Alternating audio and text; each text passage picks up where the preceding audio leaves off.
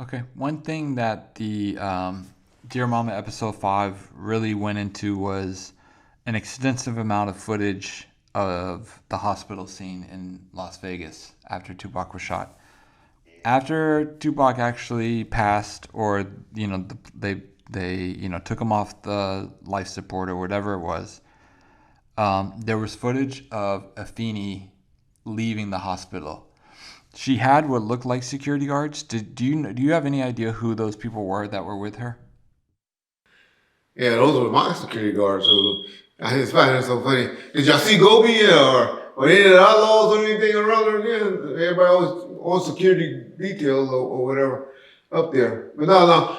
I mean, but they said they was with a U-Haul truck standing by his window, so I respect that. Um, and that was a good call on their part. That was a good decision making, to be honest. But oh man, I mean, those of course that's Bill Upton and James McDonald. That were the two that was running alongside her, getting her to the car and stuff, trying to get away from the press and the media. But I try to tell you all the time. I had two guys, which y'all even heard in the document when they said two of my or something recently. Two guys that were standing around him, working 24-hour shifts. What I had was two guys working 12 on, 12 off is what they were working on those particular days, and at the hospital.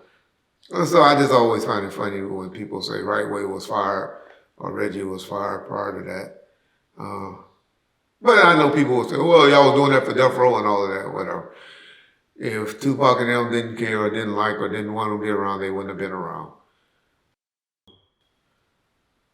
So I guess it has to just to be Reggie that Tupac supposedly didn't like. If y'all want to run with that narrative for somebody that has never met him, because sure enough, was all Reggie's security guys was always around him, and unfortunately, one of the two that was supposed to have been with him the night that he got killed was with him as well, which was worthless as well.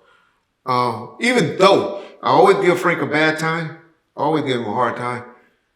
If y'all really look at that footage, Frank did a good job of getting them out of that casino after that incident happened. Frank did what he was supposed to do that night, just like they did when those dog pound dudes got shot up, and the trailer got shot in New York. My guys did what they were supposed to do and got them out of there and made them feel comfortable. So, yeah. So I always give them a hard time about his later actions. And that's only because I felt that he should have came and been a good witness, told what happened. He hid from Death Row, and after me taking care of him, paying him, and looking out for him, working another gig at this church.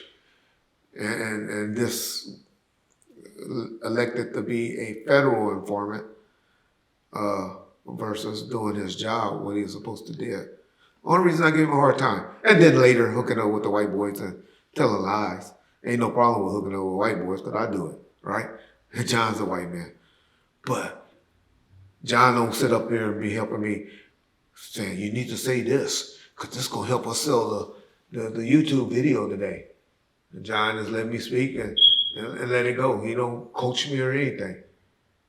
Whenever Frank allowed those people to want to do it, and then guess what? After he go and find God and stuff, guess what he want to do? Y'all ask. There's people in the comment section that'll tell y'all. He done said it publicly. I want to meet up with Reggie and apologize for all the lies I told on him. No, nigga, don't work like that with me. Now you want to ask for forgiveness? If he would have did it, I probably would have accepted it. It's like Kevin Ackey. I communicate with Kevin Ackey at least once a week. Because he apologized. And he made stuff right. And I forgave him. So, knowing me, I would have forgave Frank. But he never did. And he let those dudes tell a lot of lies on me, y'all. That y'all still out there believe. for whatever reason. Y'all got a man that done confessed that I can't stand. I think he's a dummy. The biggest dummy, crackhead, smoking, toothless slob running out of his mouth like a motherfucking Great Dane dog. Not a Great Dane. What's those big dogs that they used to have? Sam, I forget we used to have. Sam? Those big dogs that be foaming at the mouth. That's what Keefe D be doing in his interviews and stuff. I can't stand that Negro. He telling y'all what happened and what they did. Y'all still want to be out there. Oh, he's lying. He ain't did that. He's a pawn. He's a pawn for who? Orlando's a pawn. A pawn for who? Why would y'all pay him $60,000? You stupid motherfuckers, because if he would have sued us in court, a white jury would have voted that death row employees was negligence, and he would have got millions of dollars. Millions. Let a nigga kick me on tape at the MGM. I'll be suing the MGM, and then found out that those dudes work for a corporation that the owner talking about he made $400 million for. Man, I would think I hit the fucking lotto. And the jury would too. You gotta understand what y'all dealing with. So $60,000 was a fucking watch this year night. One of his bras going on a shopping trip. This is a man that used to fly his woman first class,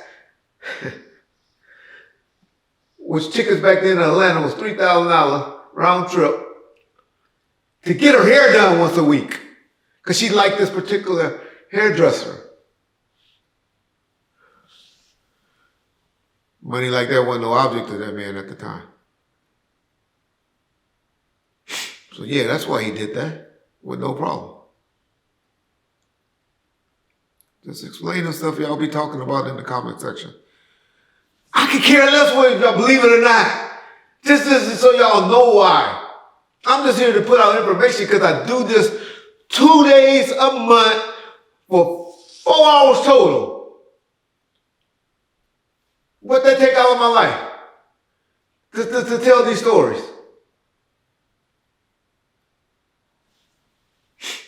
That's why. That's why I do this. That's why we do this.